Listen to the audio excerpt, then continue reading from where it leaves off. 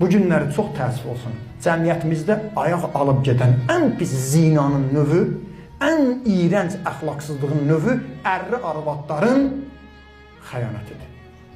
Evli kişilərin xəyanətidir.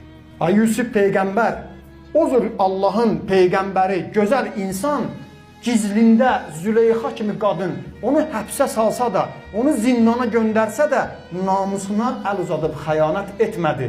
Utansın o kişilər.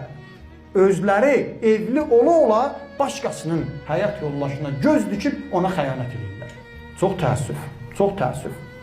Bəzilərinin deyirsən ki, o özü mənlə əlaqə saxlayır, mən neyniyim? Və sənin qeyrətin nə oldu? Sənin kişiliyin nə oldu? Ən pis zina budur. Allah bəla göndərər.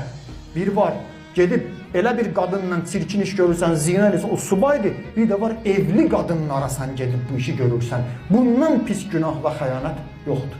Və cəmiyyət bununla da gedir uçuruma.